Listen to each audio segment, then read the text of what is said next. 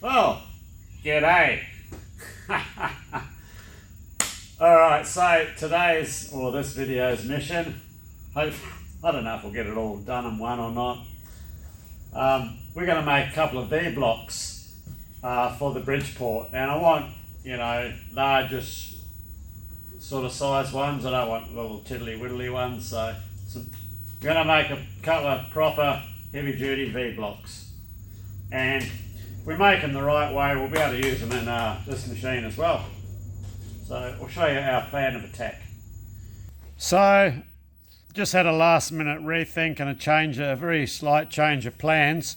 So I can make these fit the Bridgeport and Olga here. Being as Olga has 8-inch centres on the table, on the T-slots, and Bridgeport has 5 inches. It just means there's 2 sets of holes to go through, be drilled and counterbored, because we'll cut the V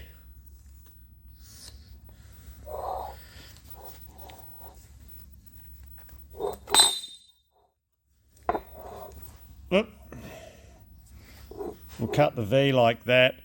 So yeah, there'll be a hole there for the Bridgeport and hole there for Olga here. So that'll work out, and we'll cut a key slot in the bottom, and we'll just have a removable key. One will suit this machine and the other size will suit the Bridgeport, and I think that'll be fine. So sorry for bumping the camera around everywhere. What I really need to do, still moving, is bulk out all of that there. Needs to be gone so we can get our V's. So I think I'm going to leave a little gap in the middle. We'll just tack weld these two together, and we'll cut this square out with the Oxy.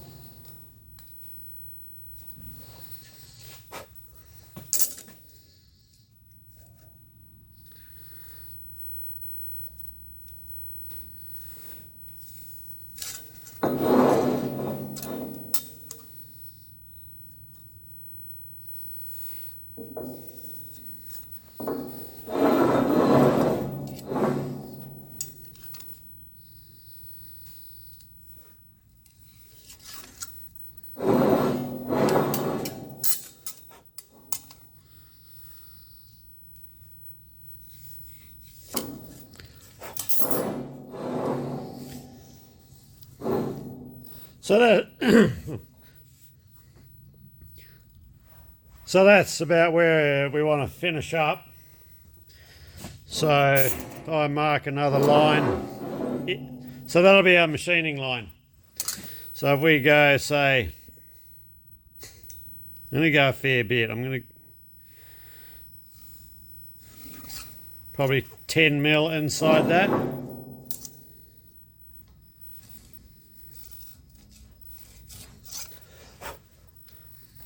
That'll be our oxy-cutting line.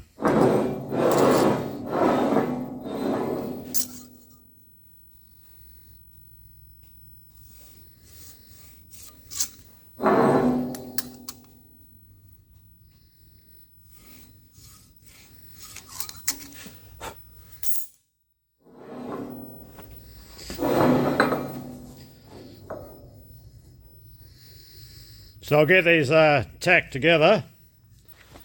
We'll cut that diamond out. The reason why I'm tacking them together is because it's 50mm thick plates. I'm going to use these guide wheels for the oxy cutting head.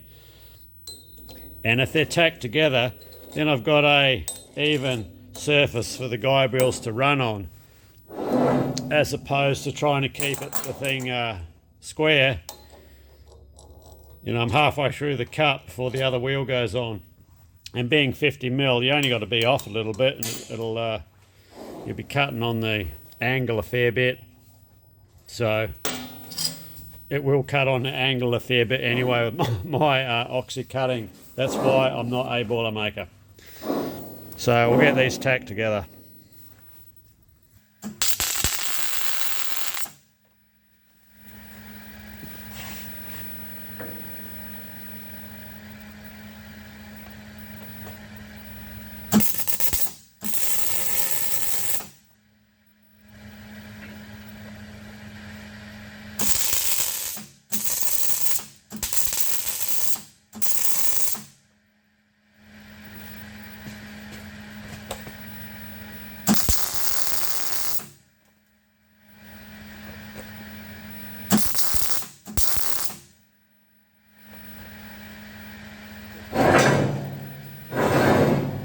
That'll do it.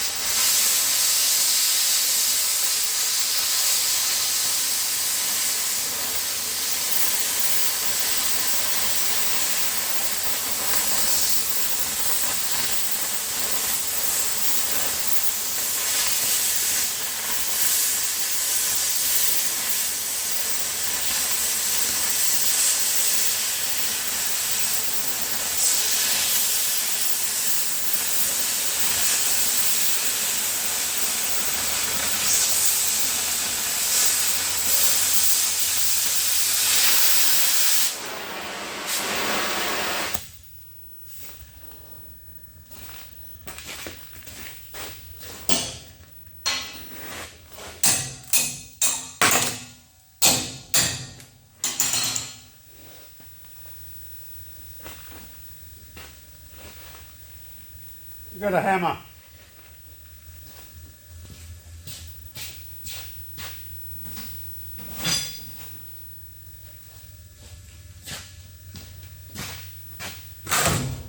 When in Rome.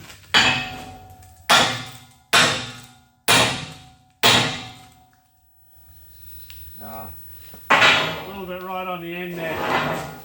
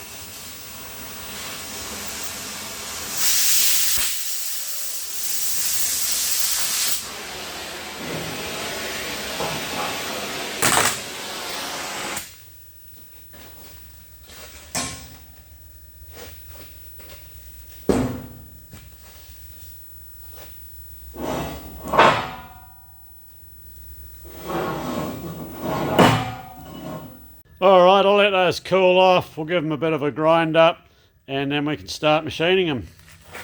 I have this tray that the majority of the sparks go into because it destroys concrete, Oxy-cutting. So what I really want to do with this bench is have a slide set up underneath, because I'm going to get a what's called a creeper cutter. So it's a motorized Oxy cutter on wheels, and you get really neat cuts out of it. So that's on the horizon. Right, with our blocks cut out, I've just roughly been over them with a grinder just to knock the worst of the worst off. So I'll get these set up in a vise, and I just want to even up these 4 areas on the top here. Then we can flip them over and clean up the back surface. So remember the other couple of videos back when I made mention about insurance? There were quite a few interesting comments about that. A lot of people were unaware of it, and I'm wondering now, like even the scenario, if like it was regarding making money at home, and like insurance companies will not pay out. They'll your insurance will be null and void, or may be null and void, if you're making an income using tools at home. So then that bears a thought. If you have a YouTube channel, that is actually an income. Well, providing channels over 1,000 subscribers on YouTube, you're getting payments from YouTube. So it could be a case where your YouTube channel, and you may not realise, you've just voided all of your house insurance because it's an income. So, interesting thought. I think if I was in that position, which I'm not anymore because I've changed insurance companies because of what I do here. Yeah, it's I think it would be something to make some discreet inquiries about, you know. So anyway, well, I need something to support this. Actually, no, I don't. I'm putting the horse before the cart. So we're going to machine these and flip it over that way. Then we need something to support those.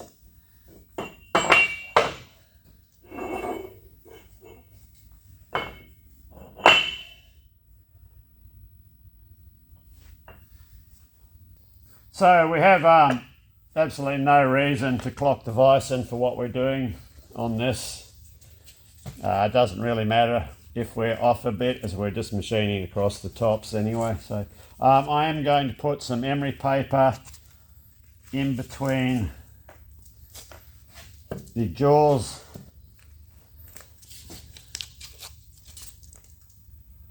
rough side towards the part, just to sort of take up any irregularities and also give my jaws a little bit of protection.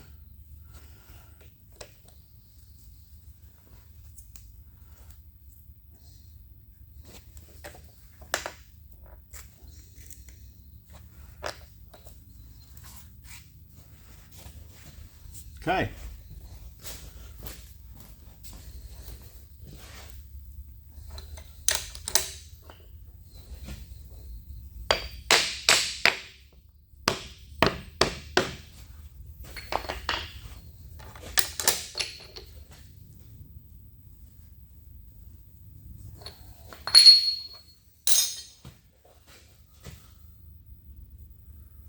Right, we'll just take a light cleaning cup to get all four surfaces the same.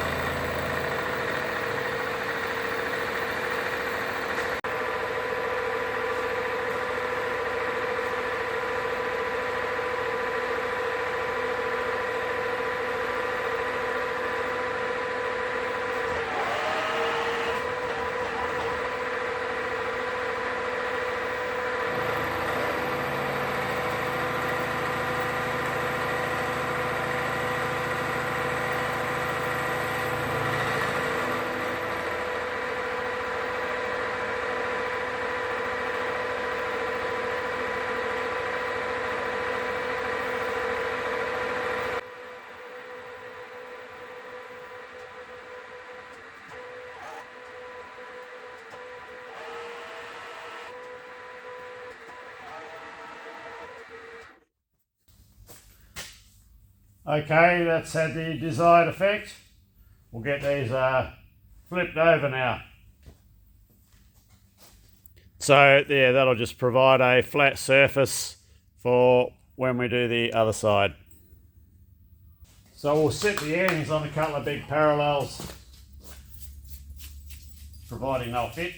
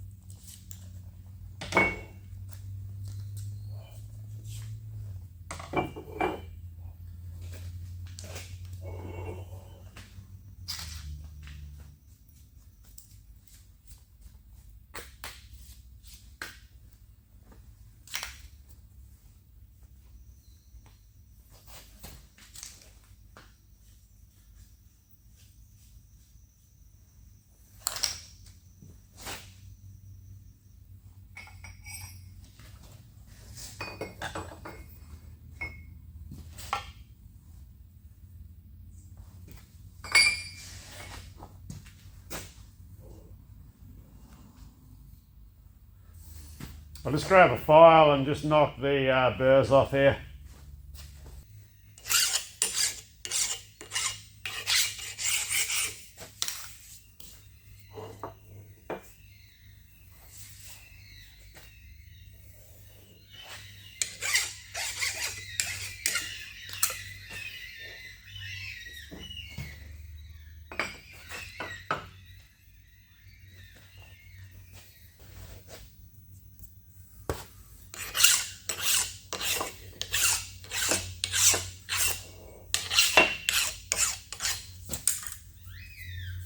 We could use our air deburring tool, that chamfering tool that I brought a while back, but we'll use that later on because I do not have the compressor plugged in at the moment.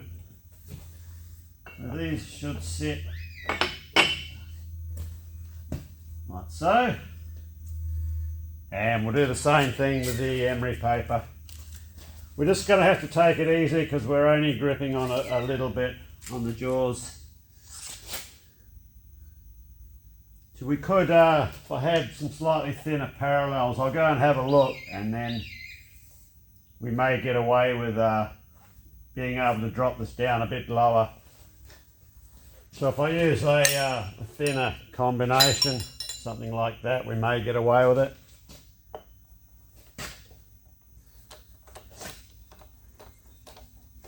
Just that we're only gripping on a little small area.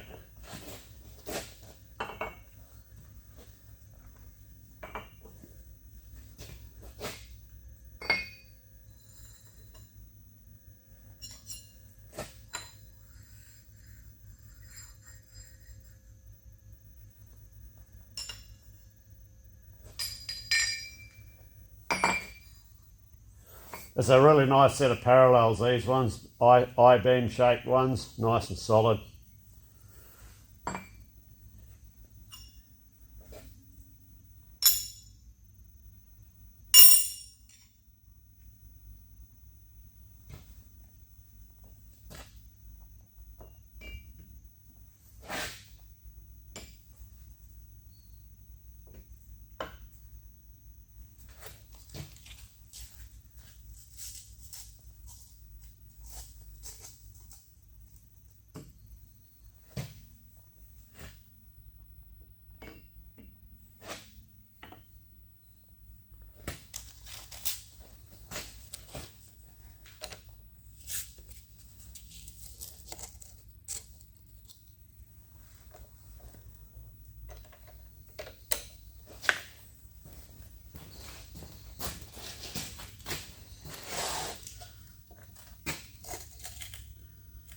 Just adjust our emery paper at the back.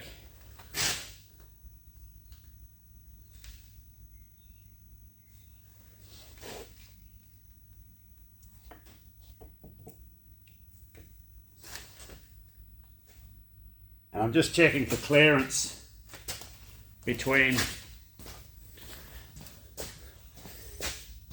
our angled edge and the vise. and I can just see daylight through there, so we've got maximum clamping that we can get, which is what we want.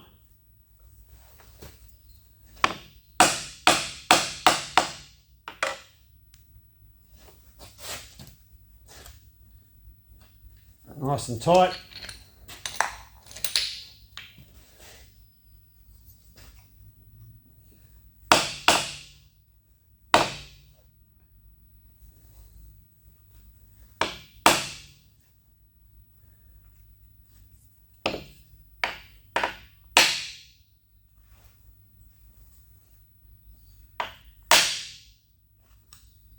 Funny that sometimes using the copper side can cause it to bounce.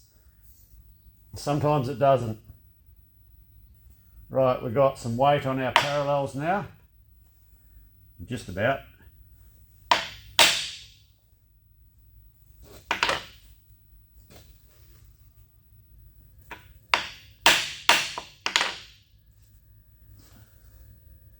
Okay, now we have.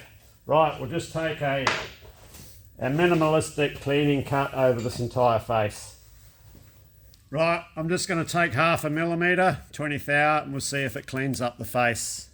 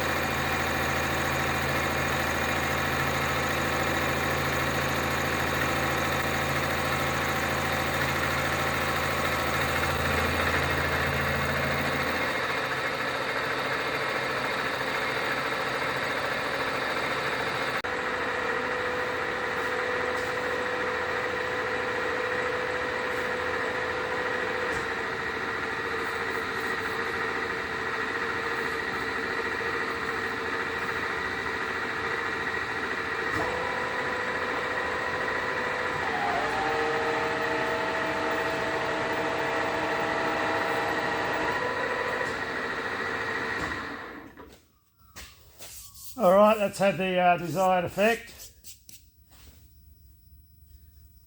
Pull them out, a bit of deburring to do.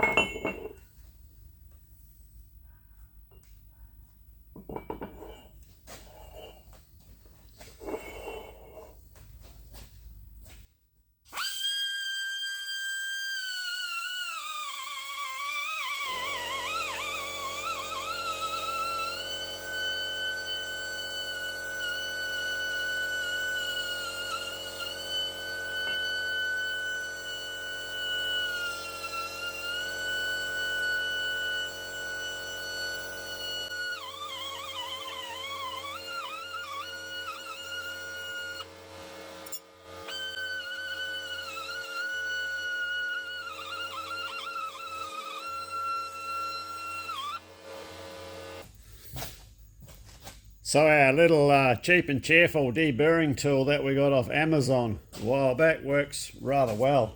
Big time saver. So what we've got to do, or what I'm going to do now, is we've got to machine the sides on them, or the faces. So I think we'll do that in a vise.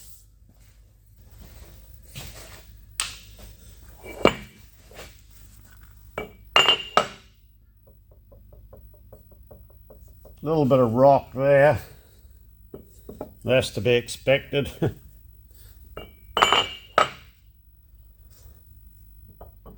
More rock that way. So we'll go that way. So I'm just going to put a bit of round scrap up against our V, and all going well,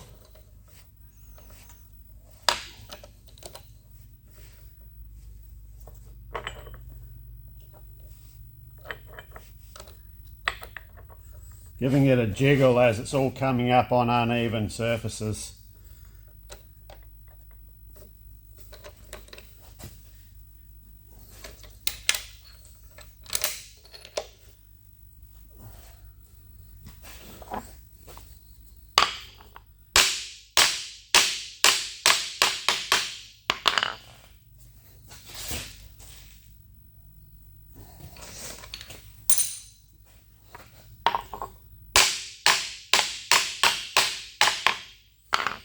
Okay, we'll take a facing cut across the entire surface. One point that does concern me a little bit about clamping it this way is with our round piece here, we're actually contacting on multiple uneven surfaces. So what I'm hoping, it's not going to influence our part too much. So just checking with a feeler gauge. This is a 0.1mm feeler gauge. So we're tight there. There, actually not that bad, you know. We'll try it on the other side. It's sort of on the other side, it's sort of, I can get it further under the middle than I can on either side. So all we can do, I'm going to take a 1mm cut across the face, and we'll just check it for square. Just with a normal engineer square is perfectly fine for these, as these sides, this is only cosmetic. We don't even actually have to machine these at all, but rather than the old rusty crated moon steel effect, I want something that looks, you know, a bit half decent. And yeah. So we'll take a 1mm cut and see, we'll do a squareness check. Hopefully everything will be alright, otherwise we've got to go to a more complicated clamping arrangement. That may involve taking that out and a substantial bar. So we're clamping on these two machine surfaces, which is probably a better arrangement to go. It would have to be pretty substantial, because you don't, when you tighten the vise, you don't want that bar to start flexing in. So we'll go with this and see how it goes. If we don't like it, we'll go to the bar. And if that doesn't work, well, we'll go to plan C. Not sure what that is yet, but we'll give it a crack. So that's an 80mm cutter. We're going to be running it on 800 RPM. And we're just going to amble along on 200mm a minute feed. 40 thou deep.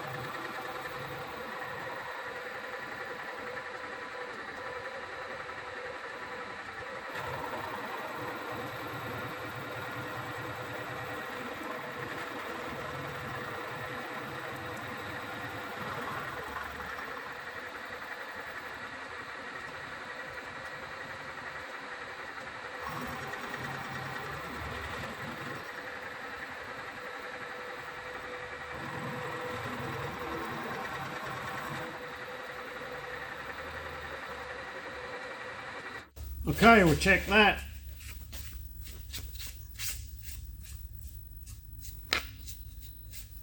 I'll go and get a square. So just checking that with a square. No, we're all good, so we'll continue on. So we'll continue taking this down a bit more. I just want to alleviate our moon steel of some of this, whatever that is. Something happened in its previous life, so we'll just go another millimetre at a time until that mostly cleans up. And of course Olga, she likes a bit of pump-ari action at the rear. Get her all lubed up. I forgot about this one, I was playing with her other button at the front.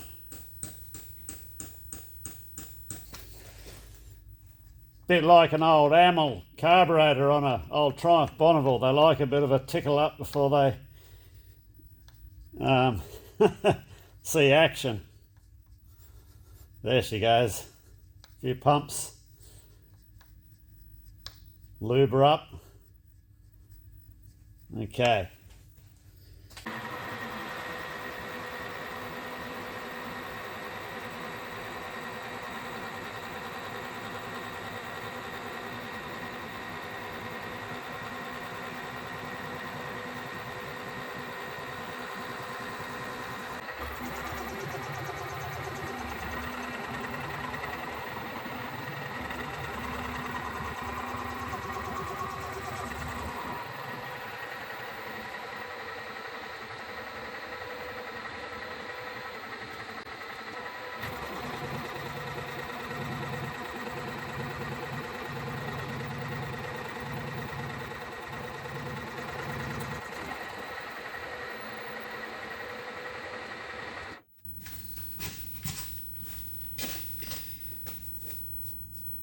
Okay, that's got rid of those horrible markings that were in the end there. So what I'll do now, we'll take a finishing cut, and that will get rid of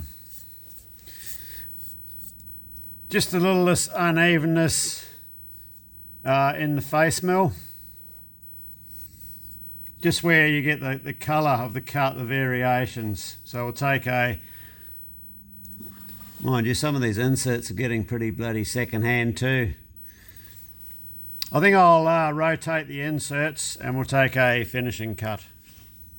Yeah, they've been in there for a while. I've had a fair bit of abuse, so I'll give them a rotation. So I've rotated the inserts and the cutter for a finishing cut. One thing I'd like to try one day, you can get such a thing, it's called a wiper insert.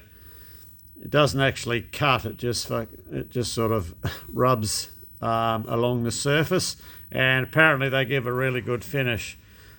This machine should be able to handle one, no worries, but when I've read a bit about them, it says, yeah, you've got to have a pretty solid high horsepower machine.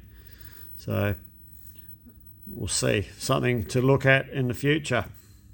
We're going to be running on 1120 RPM for our finish pass and 500 millimetres a minute and 0.1 millimetre depth of cut. A little bit of WD on it.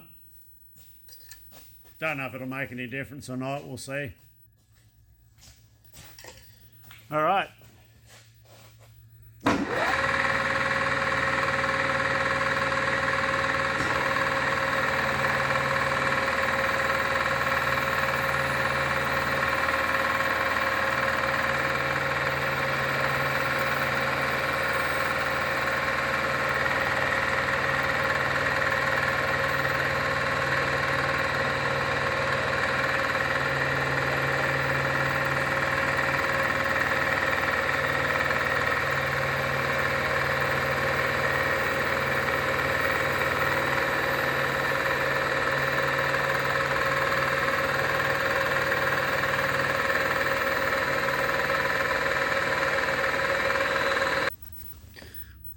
We might just try that again. I'll just drop it back to 400 millimetres a minute, same RPM, and we'll just take 0.05 cut.